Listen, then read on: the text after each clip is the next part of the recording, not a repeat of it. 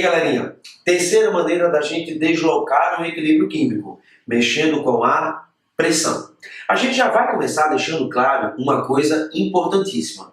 Você só vai mexer com a pressão com os componentes do equilíbrio que estão no estado gasoso. Então, só gás. Beleza? Não se esquece disso não. Tranquilo? Então, eu só vou mexer com os componentes, eu só vou observar os componentes de um sistema em equilíbrio, tá? No estado gasoso, quando eu for mexer com a pressão. Beleza? Aí preste atenção nesse detalhezinho. Quando você aumenta a pressão, você desloca o equilíbrio para o lado de menor número de mols. Quando você diminui a pressão, você desloca o equilíbrio para o lado de maior número de mols. É bem simples. Maior pressão, menor número de mols. Menor pressão, maior número de mols. Aí você pode perguntar assim para mim, mas Flávio, qual é o lado que tem maior ou menor número de mols? É fácil. Vem cá. Peguei uma reação e a primeira coisa que eu vou fazer, que é importantíssimo para a gente isso, viu? É lembrar que os produtos eles estão do lado direito e que os reagentes estão do lado esquerdo. Observe que o lado dos reagentes, que é o lado esquerdo, ele apresenta quantos mols? Vamos lá. 1 mais 3, 4. Então você tem 4, olha só, mols. Quando você observa os produtos que estão do lado direito, você pode observar que você tem apenas 2 o quê? Mols. Tranquilo? Aí olha só que coisa fácil, galera. Se você aumenta a pressão do sistema, você desloca o equilíbrio para o lado de menor número de mols. Preste atenção. Quando você aumenta a pressão, você desloca para o lado de menor número de mols. Para essa nossa reação, pessoal, o lado de menor número de mols é o lado esquerdo ou o lado direito? Como é que é? É o lado direito. Então a gente diz que o nosso equilíbrio vai ser deslocado para a direita. Beleza? Agora, se você diminuir a pressão, vamos lá? Quando você diminui a pressão, você desloca o equilíbrio para o lado de maior número de mols. Para esse nosso equilíbrio, qual é o lado de maior número de mols? É o lado que? Esquerdo. Então a gente diz que o nosso equilíbrio ele vai ser deslocado para a esquerda. Beleza? Tranquilo? Com a pressão, a gente acaba as formas que nós temos de deslocar o equilíbrio químico. Preste atenção que eu vou limpar o quadro e eu vou apresentar para vocês 3 observações importantíssimas a respeito de deslocamento de equilíbrio químico. Beleza? Não vai embora sem ver essas 3 observações. Beleza? Valeu, galera. Espera um pouquinho.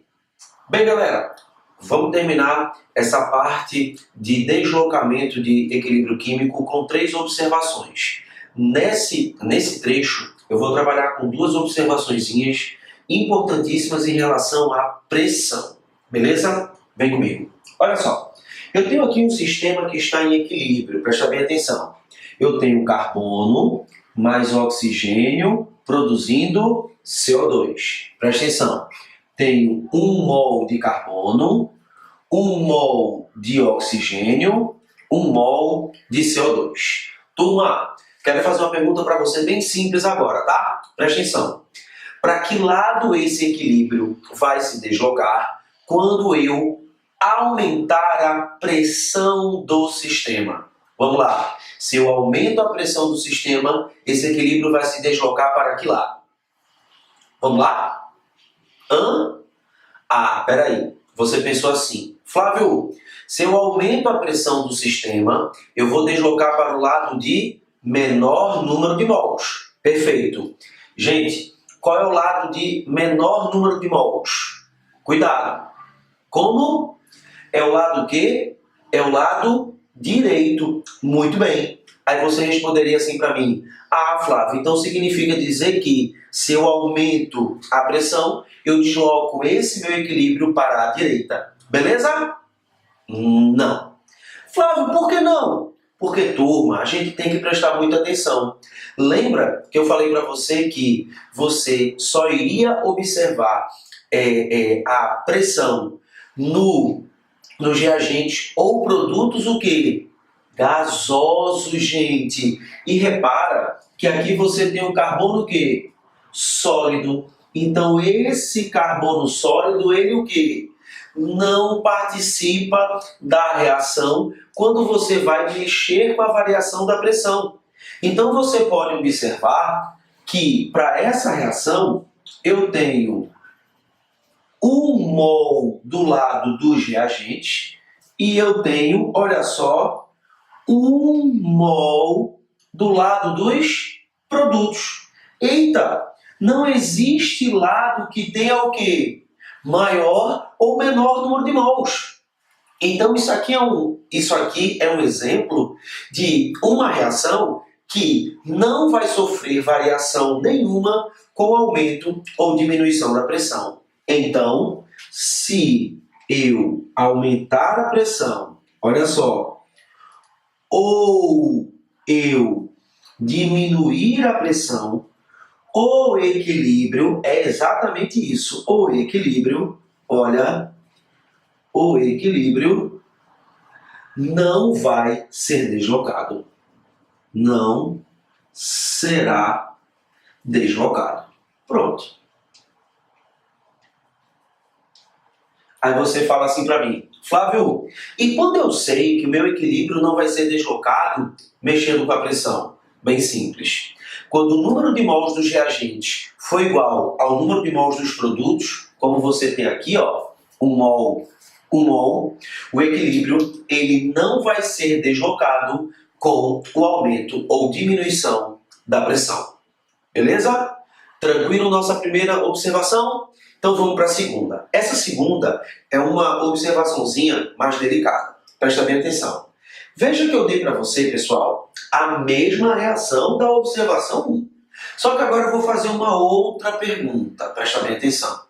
O que é que vai acontecer com o meu equilíbrio se eu aumentar a pressão parcial do gás oxigênio? Agora, turma, eu não estou mexendo com a pressão total do sistema. Eu estou mexendo com a pressão parcial do gás oxigênio.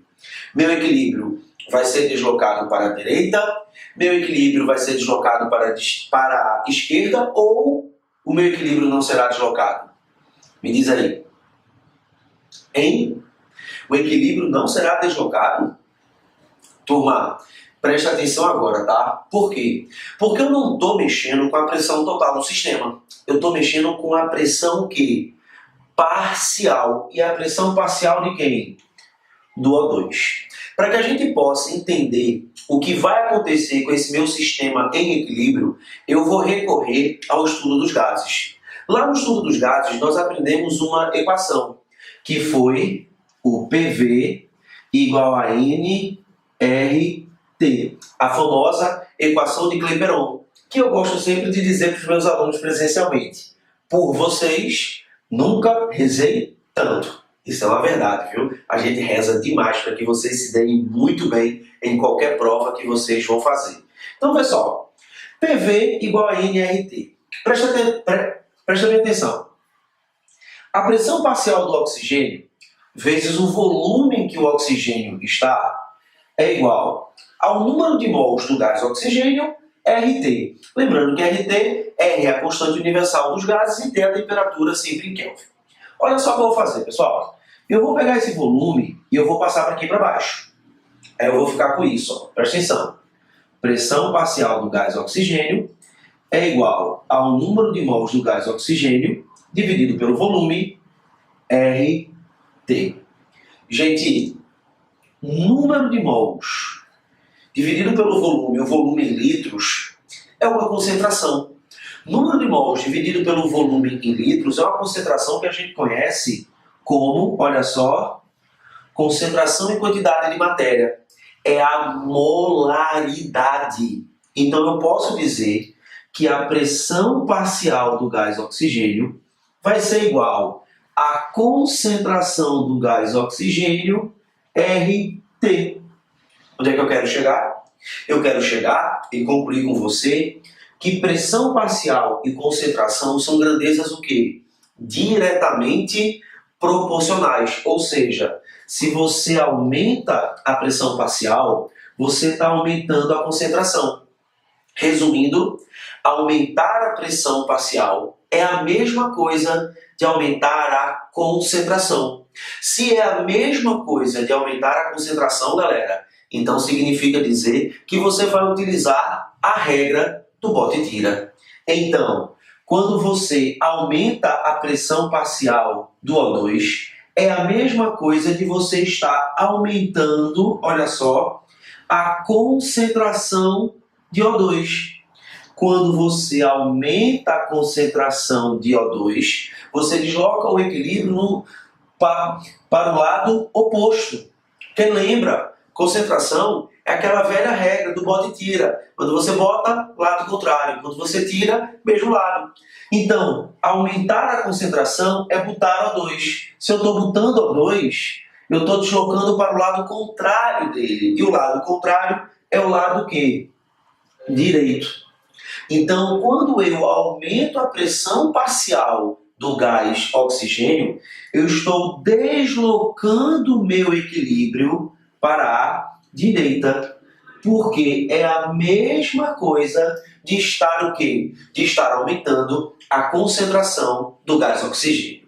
Beleza? Então, turma, fica muito atento na tua prova. Se ele está falando em aumento da pressão do sistema ou se ele está falando em aumento do quê? Da pressão parcial. Se ele estiver falando do aumento da pressão do sistema, você vai usar a regra. Aumenta a pressão, desloca para o lado de menor número de mols. Diminui a pressão, desloca para o lado de maior número de mols. Agora, se ele estiver trabalhando com pressão parcial, aí você vai usar a regra do bote e tira, porque você vai estar, na realidade, aumentando ou diminuindo a concentração.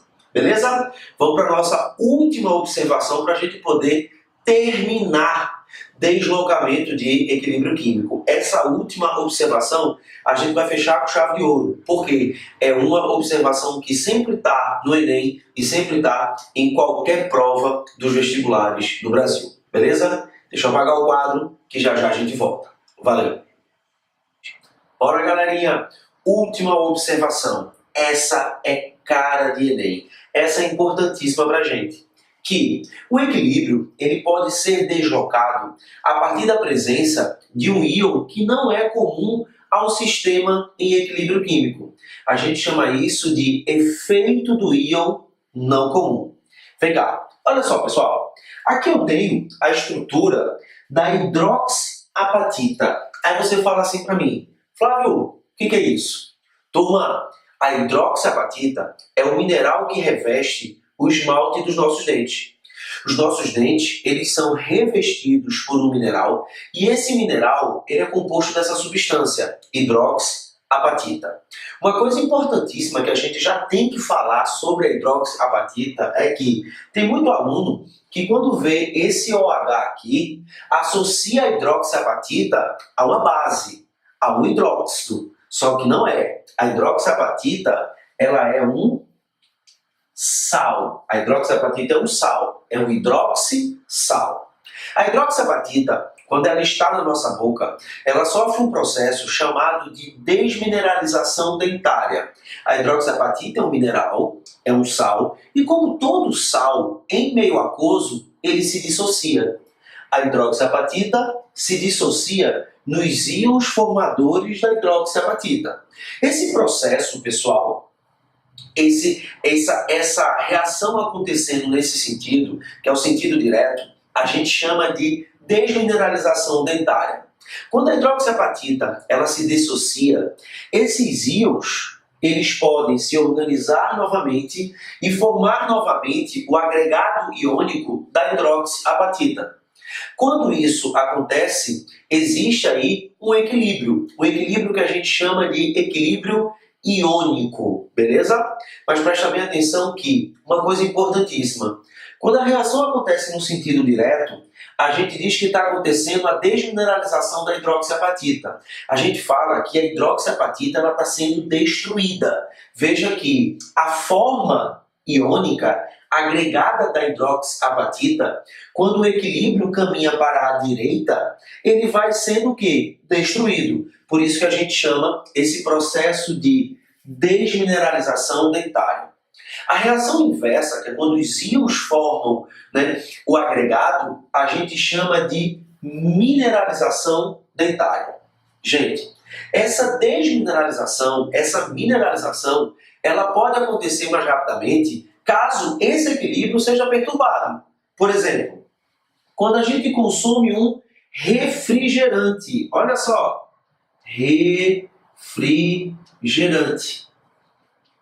A gente sabe que o refrigerante é uma espécie química o quê?